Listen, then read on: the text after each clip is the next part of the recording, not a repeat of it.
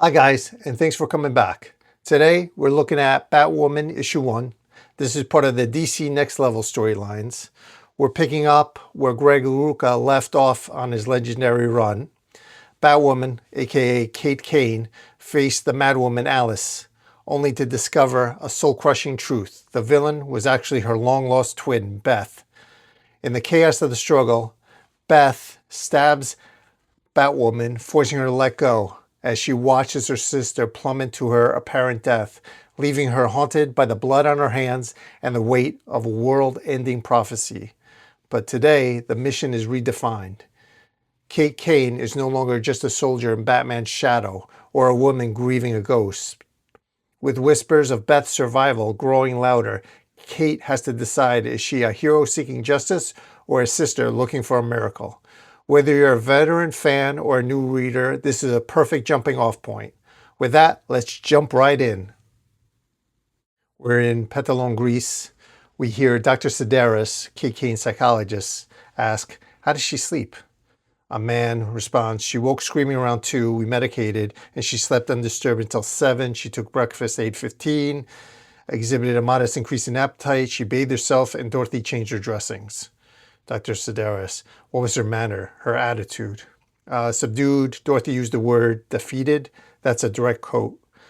Dr. Sedaris, then as before. Yes. All right, Nicholas, thank you. You can send her in now. Dr. Sedaris, come in, Kate. Make yourself comfortable. It's all right, as you see an injured Kane with bandages on her arms and cuts to her face. You're safe here, I promise. Please sit. Dr. Sedaris continues, you look much better today. Hopefully the pain has passed. As we cut to a close-up of Kate staring at the doctor as she responds, it will never pass. The doctor, then we must learn how to manage it, learn how to keep it from consuming you.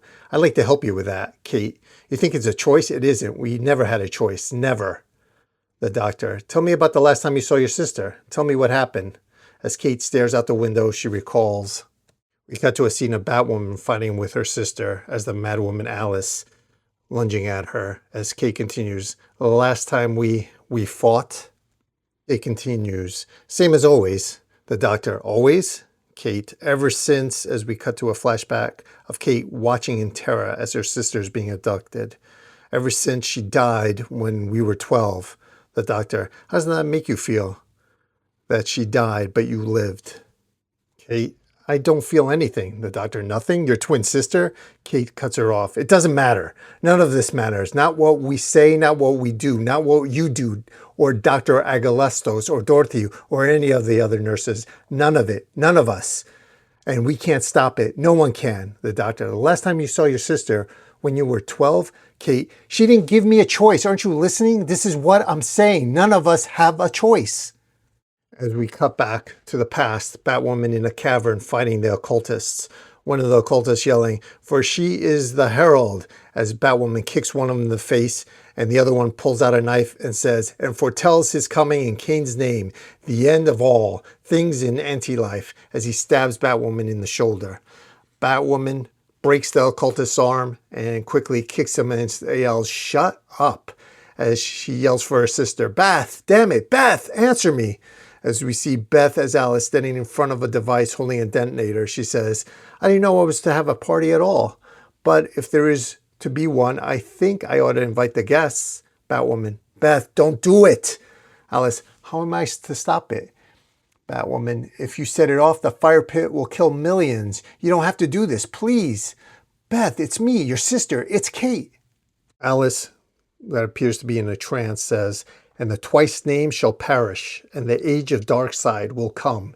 It is written, it will be. Alice and Batwoman, Beth and Kate, how do we fight the devil when the devil is real? Batwoman screams, with everything, as she fires a grappling hook, knocking the detonator out of Alice's hand. Alice screams, oh, you wicked little thing, as she pulls out 2 handguns and starts shooting at Batwoman, who's diving to grab the pieces of the detonator. Alice responds, you know I'm saving up all your punishments. Batwoman tries to escape when she is hit with a barrage of bullets and screams in pain. Alice stops shooting, pulls out a knife, and starts chasing her into the cavern. Alice, if you want to get somewhere else, you must run at least twice as fast as that. Batwoman comes out of the cavern and destroys the detonator as we see Alice coming up from behind her. She lunges on top of Batwoman as she tries to talk to her. Beth, listen, please listen to me. Alice, this is how it has to be. We can't escape it, Kate. As we see a close-up of Alice looming over Kate, pressing a needle-like blade toward her face. Alice stabs her in the shoulder. Batwoman punches her, and sending her reeling backward off a cliff edge. And as Batwoman reaches out to grab her, Alice, no, no, no, no, we don't have a choice, over and over until one of us, you or me. As we see a silhouette of Alice and Batwoman plummeting into the dark forest abyss. We are now back to the therapist's office as we see Kate crying as she says, how do you fight the devil when the devil is real? It's a trick question. You can't. It's a trap. We can't escape. None of us.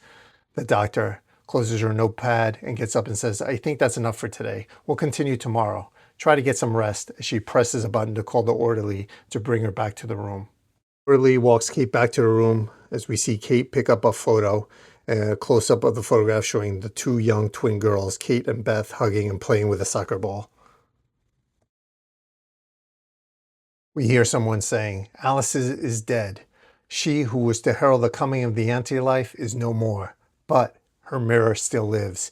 Mind and spirit broken, but the twin lives, ready to be remade. Our agent within the sanatorium has confirmed this. She is within our grasp. I suggest we meet to discuss how to proceed, how to keep true in our dark faith. We see a large masked man in gold armor standing before a group of occultists training warriors. Now cut to Eshton Tower.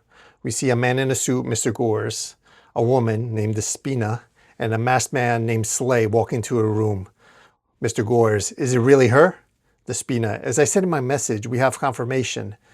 Mr. Gores responds, in English, Despina, I'm still working on my Greek. She says, I said we have confirmation, Mr. Gores.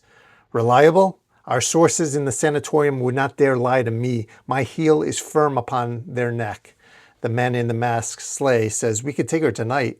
Send me in with a dozen monks, more even. We will have her and leave glorious blood offerings to Darkseid in our wake. Mr. Gores, you're too eager, Slay. She must accept her conversion willingly if she is to fulfill the role. All of a sudden, a bright neon red light shines upon the room as all three people realize something just crashed their meeting.